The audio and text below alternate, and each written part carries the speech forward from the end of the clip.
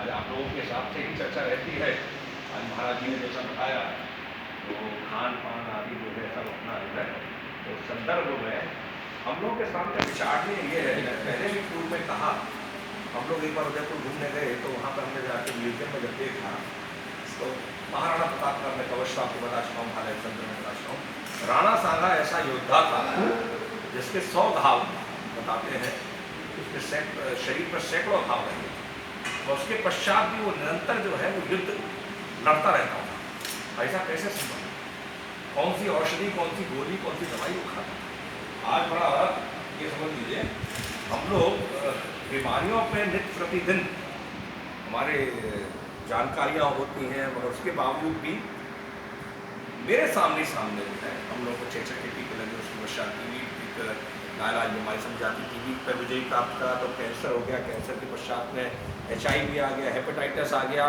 नित्य निरंतर रोग जो है, जितना हम लोग प्रगतिशील हो रहे हैं उतने ही हमारे जो है वो ये समझ लीजिए रोग समाज में इस प्रकार के बढ़ रहे हैं कि अब तो अदृश्य रोग हो गए कि उसके लक्षण भी आपको पता ही लगते हैं कि कौन से रोग ने जकड़ लिया। जैसे कोरोना का जो रोग है, इसका लक्षण नहीं पता लग पाता है कि कौन कब ये और उसके लक्षण क्या है बता रहे हैं, मगर अच्छे खासे स्वस्थ आदमी दिख रहा है, उसको ले जा करके भर्ती कर दिया जाता है, 14 दिन रखा जाता है और उसमें हो सकता है तो लौट के भी आ जाता है, हो सकता है तो चला भी जाता है।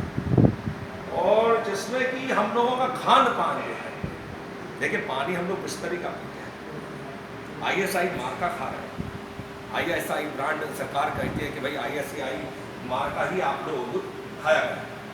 तो इतना सब होने के बावजूद भी अब आटा पिसता भी नहीं है।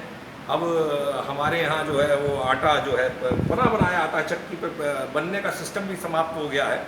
उसके बावजूद भी हमारी तासीर जो है, हमारी जो शारीरिक गठन है, हमारी जो शारीरिक क्षमता है, हमारी जो शारीरिक शक्ति है, वो इतनी क्षीण हो गई है कि क्या कारण है।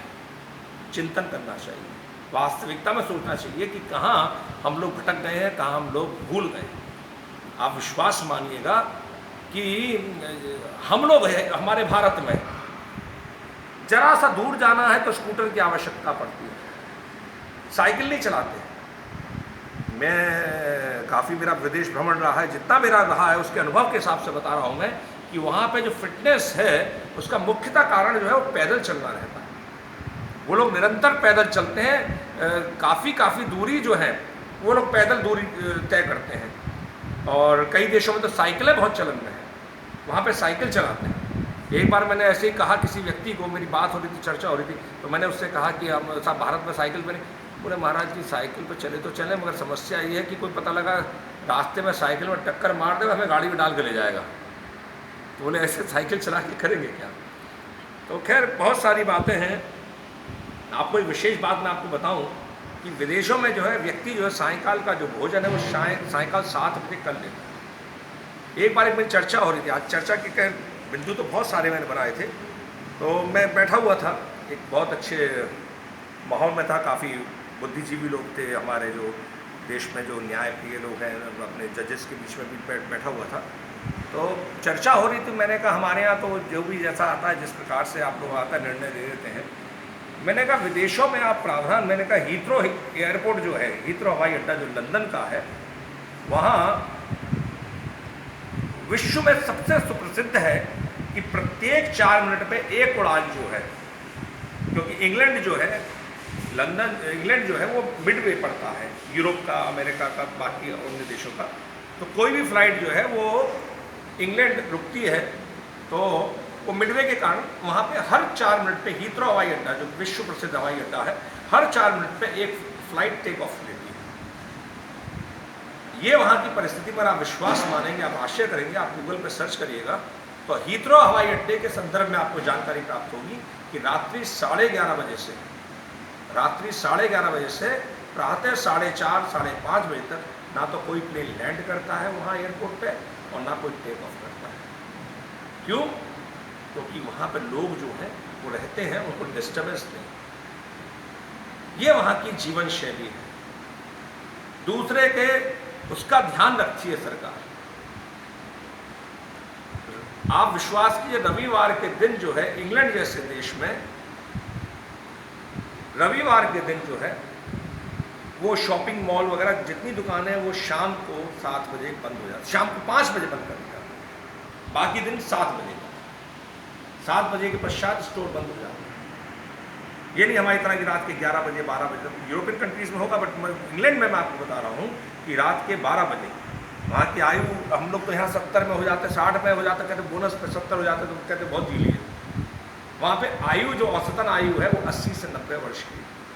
और मुझे बड़ा दुख होता है देख करके कि 80 से 90 वर्ष का व्यक्ति भी वहाँ पे इतना काम करता है जितना हमारे यहाँ का युवा जो है 30 से 35 वर्ष का जो है वो काम नहीं करता। आज भारत युवा शक्तियों का देश है, मगर दुर्भाग्य है कि हम लोग कुछ नहीं कर पाते। उनके मुकाबले जो 80 और 90 साल के लोग हैं, हमें बुद्धिमत्ता ज़्यादा है, हम लोगों में बुद्धिमत्ता ज़्यादा है, इतना हम लोग इतने साधन, दिमाग से हम लोग इतने मजबूत हैं कि हम आपको क्या बताएं। उसका कारण भी है, 3 भाषाएं 4 भाषाएं तो हम लोग वैसे ही बोलते हैं। एक हिंदी का ज्ञान है, एक अंग्रेजी का टूटा फूटा ज्ञान होता है किसी को, और एक अपनी मातृभाषा का, जो सिंधी है उसको सिंधी का होगा, गुजराती उसको गुजराती का होगा, वो बिहार का उसको उसका ज्ञान होगा। तो 3 भाषाएं याद रखना दिमाग में। वो तो सिर्फ एक अंग्रेजी तो एक इंग्लिश भाषा बोलता है। हमको उसने इतना दिमाग खराब करा दिया हमारा कि पहले जो हम लोग हिंदी अपने उंगलियों पे काउंटिंग करते थे, आज वो स्थिति ये हो गई है कि कैलकुलेटर के हमारे, इसमें मॉल में जब जाता हूँ तो देखिए आप कभी प्रयास, आप जो एक अपनी गिनती हाथ से जब गिनेंगे तो आपका मस्तिष्क काम करेगा, और आप जब मॉल में बैठे हुए कैलकुलेटर पे काम करेंगे तो आपका मस्तिष्क काम नहीं करता, आपका कैलकुलेटर काम करता। तो थोड़ा सा मस्तिष्क चलाने में शुरू करें, थोड़ा सा कसरत है इसकी। कहने को बहुत सारी बातें थी आज चर्चा में, मगर समय हो जाता है, और प्रयास करते चलिए स्वस्थ रहें, प्रसन्न रहें, बस यही निवेदन है। और चिंतन में लगे, मानसिक चिंतन बहुत आवश्यकता है। दिमाग क्लॉटिंग हो जाती है, कब हमारे दिमाग में क्लॉटिंग नहीं हो। एक कभी मैं आगरा प्रतिष्ठित समाज सेवियों से बात करा था, भैया बहुत एक्टिव रहते थे, खूब एक्टिव रहते थे। अभी खाटू श्याम जी की यात्रा निकली, बहुत अच्छे से वो उसमें सम्मिलित हुए, बहुत पूरे आयोजन में सम्मिलित रहे। मैं पता नहीं कहाँ तुमसे क्लॉटिंग हो गई, और एकदम से उसका ऐसा हुआ। मेरा एक मित्र अभी देख रहा हो शायद, तो उसको भी बैठे बैठे पता नहीं कहाँ से एकदम से क्लॉटिंग हो गई, क्योंकि हमने अमूमन अपना, हम लोग शारीरिक रूप से जब कोई कार्य करें तो मानसिक रूप से क्या करें, दिमाग का चलना बहुत जरूरी है। क्लॉटिंग यदि हो जाती है तो बड़ा दिक्कत हो जाती है। तो इसी कारण से भी इस चिंतन का समय रखा है, 1 घंटे हम लोग व्यस्त रहते हैं। थोड़ा सा मैं आपसे जो इंटरेक्ट करता रहता हूँ उसमें प्रयास रहता है कि आप लोग जुड़े रहें। कहीं मैंने अगर जवाब उत्तर नहीं दिया तो पता लगा आप लोग भाग जाए, तो उत्तर भी इसलिए देता रहता हूँ निरंतर कि आप लोग जुड़े रहें और कम से कम थोड़ा बहुत शायद श्रवण करें। और जैसा महंत जी ने कहा, हर चीज़ में अप्रेंटिस की आवश्यकता होती है।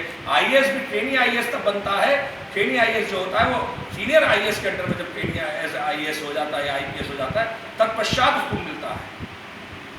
सिर्फ हमारा ही धर्म पड़ा है, तू तेरा तेरी टेढ़ी ये कमर या इस प्रकार का सब कह देते हैं। भगवान ने सरलता से भाव का रखा है, ये नहीं कहा तुम ऐसे ही भूल जाओ कि नहीं जो आए तुम्हारे मन में वैसा करेंगे वैसा बोलेंगे। चलिए आइए शाम को पुनः 6:45 तक 6:45 श्रीनाथ जी के आठ में फिर मिलेंगे। संध्याकालीन दर्शन कराऊंगा आपको।